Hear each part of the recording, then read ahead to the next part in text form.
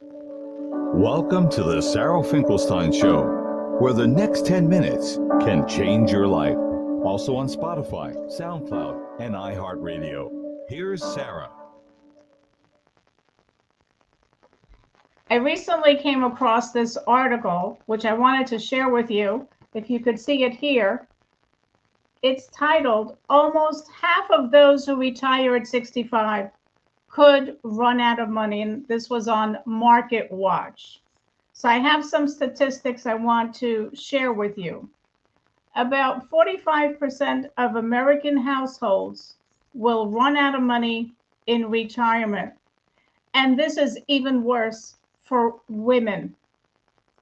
Almost half of American households will run short of money in retirement if they stop working at 65, new research predicts, raising concerns about the financial health of the country as people are living longer and have greater responsibility for their own retirement savings. Now, why do they have greater responsibility for their own retirement savings?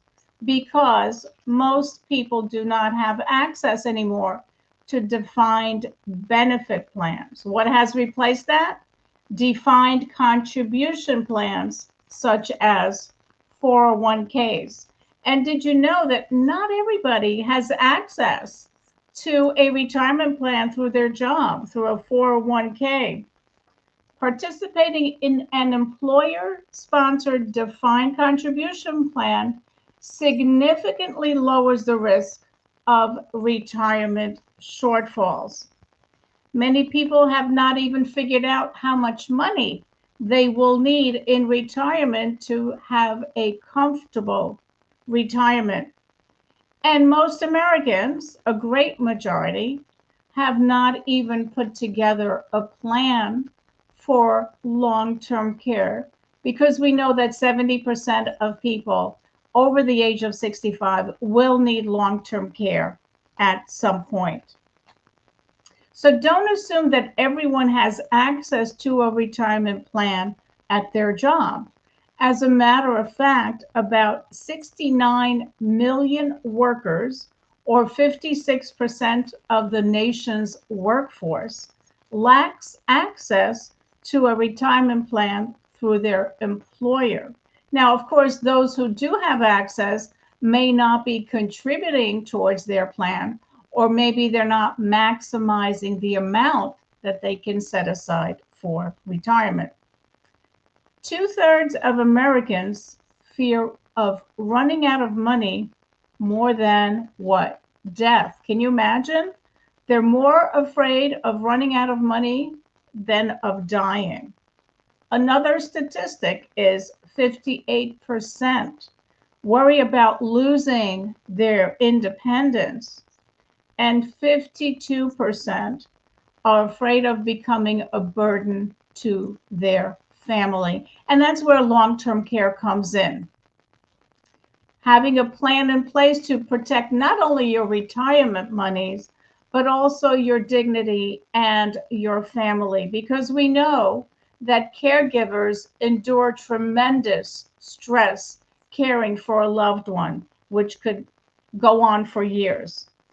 The earlier a person retires, the greater the danger of having a shortfall in retirement.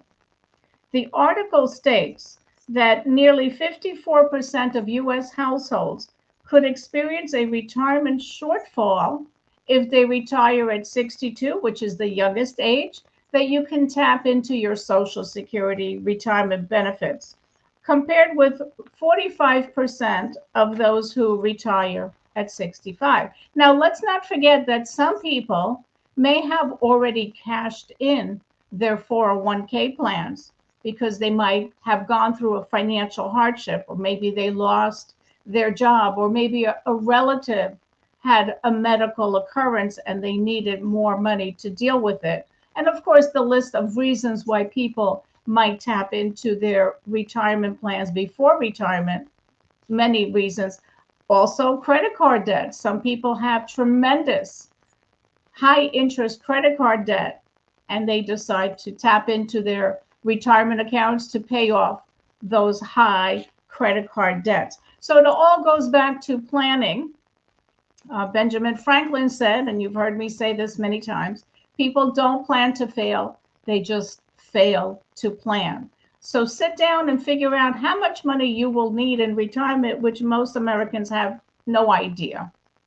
And some people mistakenly think that they have enough to last them in retirement for 30 years or maybe 40 years. We always say, let's plan to 100, because if you only make it to 90, you've planned appropriately and you will not run out of money. So I have a lot more to say on this, but limited time, so I will stop here. Yeah, we have two commonly asked questions that just came in, Sarah. So I'm going to ask you the questions, and you'll have about a minute for each one. Here's the first question. They want to know when they should collect their Social Security benefits. Well, that is a very, very commonly asked question, because we know that we could start as early as 62, or we can delay up until age 70. And of course, the longer you delay starting your benefits, the more you will have in monthly income at that point. But a lot of people feel that I need the money now. And there are certain situations where it does make sense to start it sooner rather than later. But if you're part of a couple, it's a planning question. It's not just do this or do that. We have to take a look at everything that you have, your overall financial plan, to make a wise decision as to when to start collecting Social Security benefits. Thank you, Sarah. Here's another question that came in while you were speaking. When should I plan for long-term care? When should I get a long-term care plan?